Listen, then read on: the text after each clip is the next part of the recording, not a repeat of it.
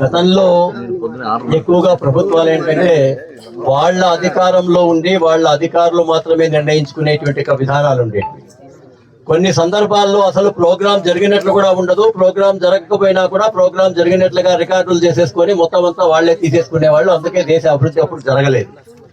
ఈ రోజు వికసిత్ భారత్ అని చెప్పి నరేంద్ర మోడీ గారు చెప్పడం ఏంటంటే గ్రామ స్వరాజ్యం, మహాత్మా గాంధీ ఏదైతే కలలు కన్నాడో ఆ గ్రామ స్వరాజ్యం రావాలనేటువంటి ఉద్దేశంతోనే చాలా ఎక్కువ నిధులు మన యొక్క ప్రాంతానికి నేరుగా ఇస్తున్నారు. ఇక్కడ ఏ పనులు చేయాలనేటువంటిది కేంద్ర ప్రభుత్వమో ఎంపీ గారో ఎమ్మెల్యే గారో ఇక్కడ ఉండేటువంటి వాళ్ళు నిర్ణయించడం, మీరే నిర్ణయించుకోవాలి. మీ గ్రామంలో ఏమి జరిగితే మంచిది, ఫస్ట్ ఏం జరిగితే మంచిది, ఫస్ట్ కాలువలు కావాలన్నా, ఫస్ట్ రోడ్లు కావాలన్నా, ఫస్ట్ బిల్డింగులు కావాలన్నా, లేదా ఏ గ్రామాల కన్నా పోయే రోడ్లు కావాలన్నా, లేకపోతే నీటి యొక్క కుంటలు కావాలన్నా అనేది మీరే నిర్ణయించుకోవచ్చు. ఆ గ్రామ సభలో నిర్ణయించుకున్నటువంటి దాంట్లకు పని దినాల ప్రకారం మనం ఇవ్వడం జరుగుతుంది.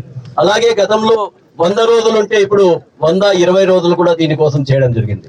మనం ఒకటే గుర్తుంచుకోవాలా, నరేంద్ర మోడీ గారు కష్టపడుతున్నారు, చంద్రబాబు నాయుడు గారు కష్టపడుతున్నారు, లోకేష్ గారు కష్టపడుతున్నారు. అందరూ వాళ్ళు మనం చూస్తున్నాం. రోజు యొక్క మీడియాలో ప్రతిరోజు 24 గంటల్లో కూడా పనిచేస్తూనే ఉన్నారు. ఈ రోజు ఇక్కడ ఉంటారు, ఇంకో రోజు ఇంకో చోట ఉంటారు, మొత్తం అంతా చేస్తున్నారు.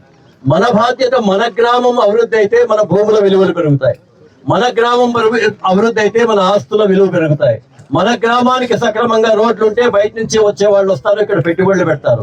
మన గ్రామంలో మనం అందరము ఎవరైనా కొత్తగా వచ్చి ఏదైనా ఇండస్ట్రీ పెడతాం, ఏదైనా పెడతామంటే సపోర్ట్ చేస్తే ఆ ప్రాంతాల్లో ఇండస్ట్రీస్ వస్తాయి. ఆ ఇండస్ట్రీస్ వచ్చినప్పుడు అనేక మందికి ఉపాధి కలుగుతుంది. కాబట్టి మంచి ఉద్దేశంతో జరుగుతున్నటువంటి ఈ కార్యక్రమంలో కేవలం నరేంద్ర మోడీ గారు ఒక్కడే చేస్తారులే అంటే ఆయన మంత్రాలు లేవు ఆయనకి. ఆయన కూడా ఎప్పుడు ఏం చెప్తాడు, 145 కోట్ల మంది కలిసి పని చేస్తే భారతదేశం అమెరికాని తలదన్నే దేశం అవుతుందని తప్ప నేను ఒక్కడే పని చేస్తే అవుతుందని ఆయన చెప్పడు. ఏ విజయమైనా ఆయన 145 కోట్ల మందికి ఇస్తూ ఉంటాడు. అందుకే మీరు చూస్తే